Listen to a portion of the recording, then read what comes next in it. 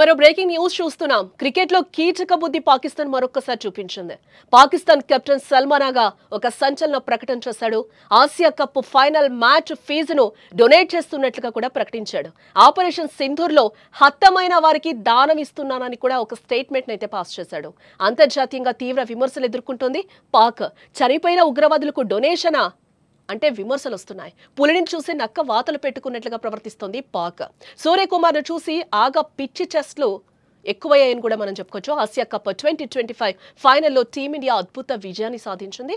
చిరకాల ప్రత్యర్థి అయిన పాకిస్తాన్ జట్టును 5 వికెట్ల తేడాతో ఓడించి 9వసారి టైటిల్ను కైవసం చేసుకుంది. ఈ విజయం భారత్కు ఒక హ్యాట్రిక్ విజయం కూడా.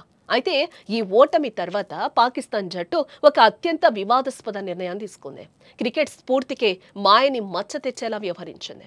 తమ ఫైనల్ మ్యాచ్ ఫీజును ఉగ్రవాదుల కుటుంబాలకు విరాళంగా ఇవ్వాలని కూడా నిర్ణయించుకుంది. ఈ షాకింగ్ విషయాన్ని పాకిస్తాన్ కెప్టెన్ సల్మాన్ ఆగా ప్రెస్ కాన్ఫరెన్స్ లో స్వయంగా ప్రకటించాడు. ఒక జట్టుగా మా ఆసియా కప్ ఫైనల్ మ్యాచ్ ఫీజును భారతదేశం చేసిన దాడుల్లో ప్రభావితమైన ప్రజలు, పిల్లల కుటుంబాలకు విరాళంగా ఇస్తున్నాం అని సల్మాన్ ఆగా చెప్పాడు. అయితే ఇక్కడే అసలు వివాదం మొదలైంది. ఆపరేషన్ సింధూర్లో హతమైన వారు కేవలం ఉగ్రవాదులు మాత్రమే.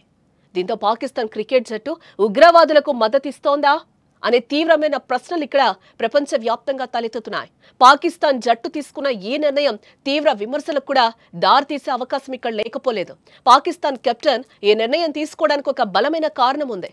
అదేంటంటే మన భారత క్రికెట్ కెప్టెన్ సూర్యకుమార్ యాదవ్ ఒక గొప్ప నిర్ణయాన్ని తీసుకున్నాడు. అదందరికీ చెప్పాడు. తన అన్ని మ్యాచ్ల ఫీజులను కూడా భారత ఆర్మీకి విరాళంగా ప్రకటించాడు. ఇస్తానని కూడా ఆయన చెప్పడం జరిగింది. మన దేశాన్ని కాపాడుతున్న సైనికులకు అండగా నిలిచాడు. సూర్యకుమార్ యాదవ్ ఒక గొప్ప మనసును తన యావత్తు ప్రపంచం కొనియాడింది. దీన్ని చూసిన పాకిస్తాన్ కెప్టెన్ కూడా డొనేషన్ ప్రకటన చేయాలని అనుకున్నాడు.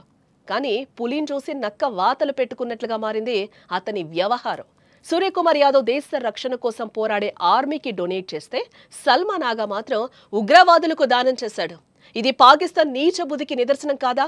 ఏదేమైనా ఒకవైపు మన కెప్టెన్ దేశభక్తిని చాటుకుంటే పాకిస్తాన్ మాత్రం ఉగ్రవాదాన్ని సమర్థించేలా వ్యవహరించడం ఇక్కడ శోచనీయం. ఈ అంశంపై అంతర్జాతీయంగా ఎలాంటి పరిణామాలుంటాయో చూడాలి. ఈ వీడియో కింద మీ అభిప్రాయాన్ని కామెంట్ చేయండి.